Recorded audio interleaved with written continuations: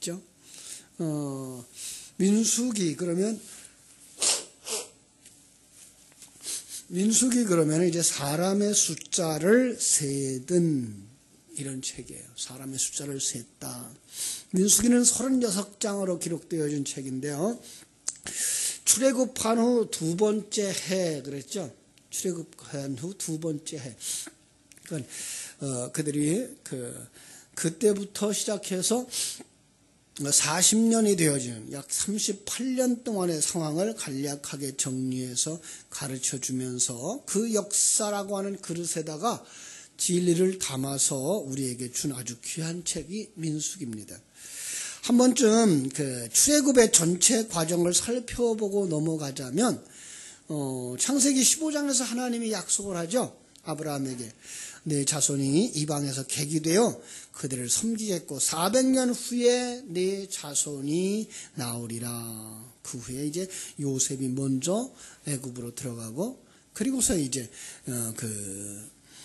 야곱과 그 자손이 애굽으로 내려가서 400년 만에 출애굽하는 하나님은 그들을 인도하셔서 시내산에 모이게 하고 그들에게 그 계명을 주시죠. 십계명을 주셔서 하나님의 존재, 하나님의 뜻을 전달합니다.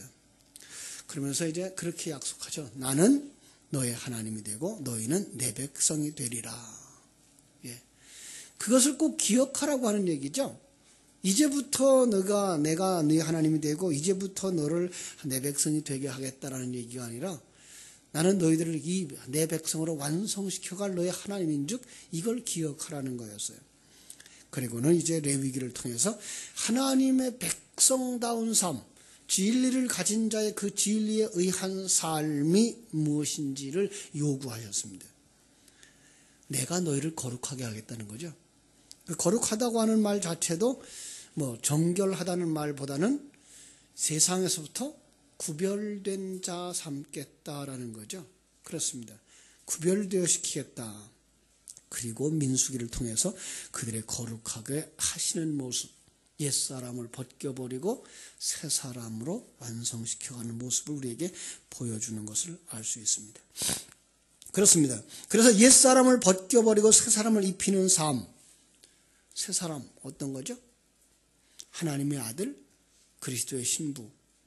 더 정확하게 말하면 하나님이 요구하시는 그 진리에 따라 완전히 순종하는 삶. 이 부분들을 이제 놓치지 말고 민수기를 읽어가야 이런 것들은 바로 이런 얘기를 담고 있는 것이구나를 알 수가 있어요. 우리 한번 1장부터 보면 그래요. 1장에서 1차 인구조사를 하죠.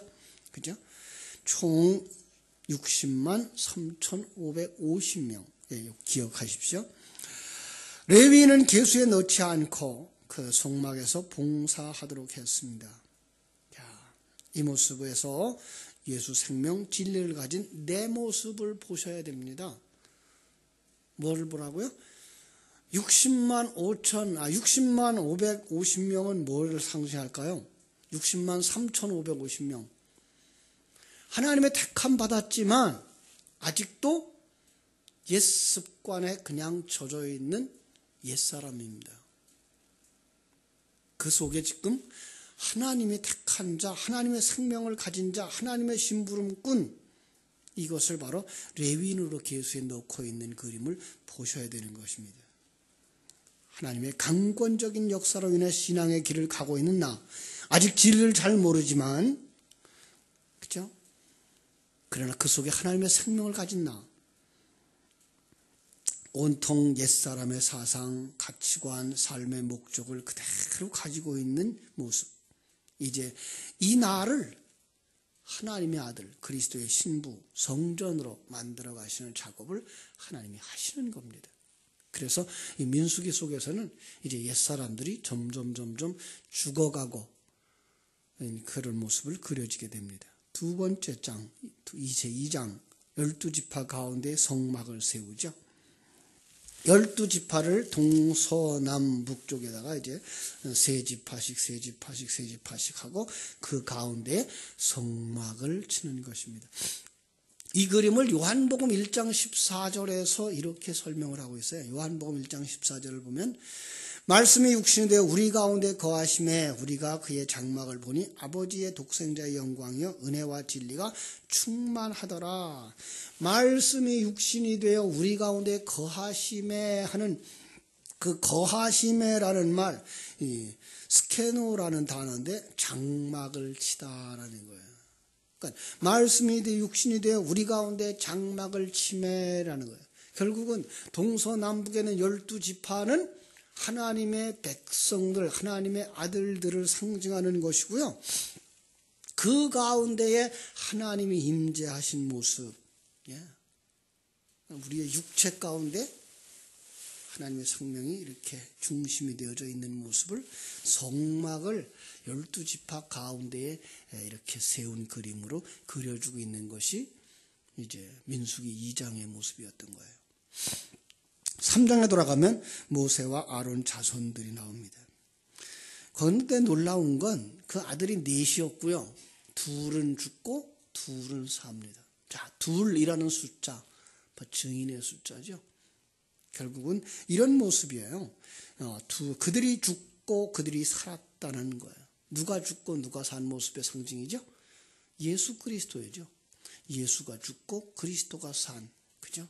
그 모습이에요. 상징적 인물이죠. 그것이 누구예요? 그게 모세와 아론이에요.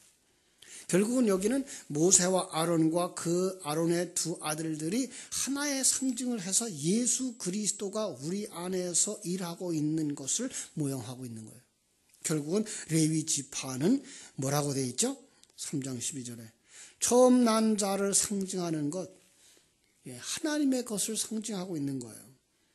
모세, 아론, 엘르아살, 이다말, 레위 지파가 한데 합쳐져서 예수 그리스도의 사역을, 하나님의 사역을 드러내고 있는 것이다 라고 보시면 틀림이 없습니다.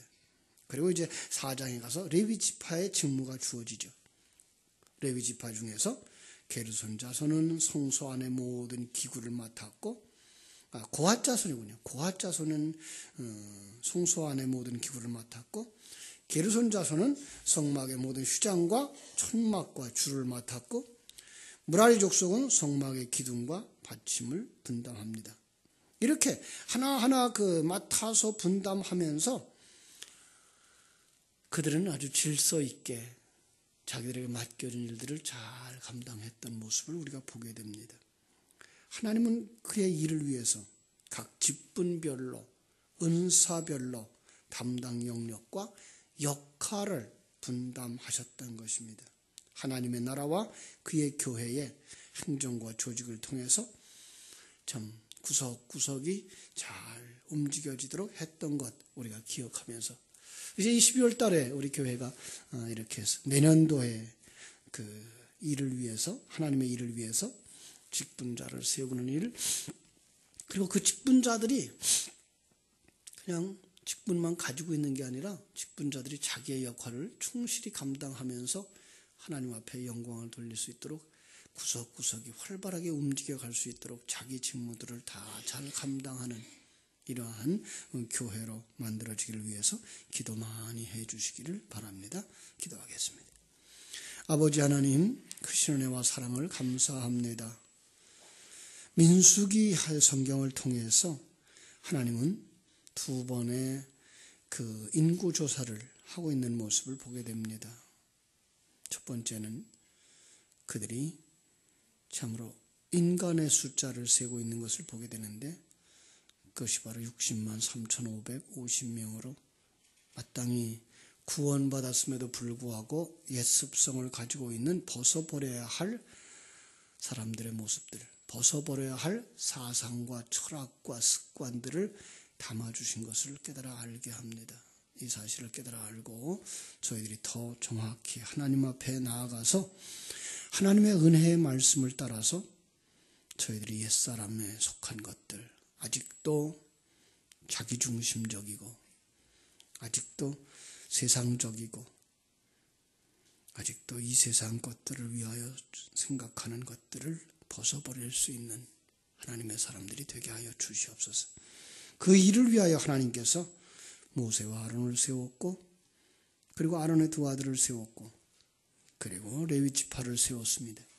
그들을 구석구석에 이렇게 자리 배치를 해서 온 회중들이 잘 움직여갈 수 있었고 성막에서 일어나는 모든 일들이 잘 진행될 수 있었던 것처럼 교회 안에 속한 하나님의 백성들 직무를 허락하시고 은사와 재능을 가지고 교회가 교회되도록 역사할 수 있는 충성스러운 일꾼들로 세워낼 수 있도록 하나님께서 우리 교회를 축복하여 주시옵소서. 그래서 그동안 열심히 충성봉사했지만 이제 새해는 더 열심히 하나님의 몸된 교회를 받들어 섬기면서 하나님을 영화롭게 할 수 있는 저희들 되도록 복 내려 주시기를 원합니다. 생명과 진리의 말씀을 따라 승리의 삶을 살아가는 저희들 다 되도록 역사해 주시옵소서. 예수님의 이름으로 기도하옵나이다. 아멘. 하늘에 계신 우리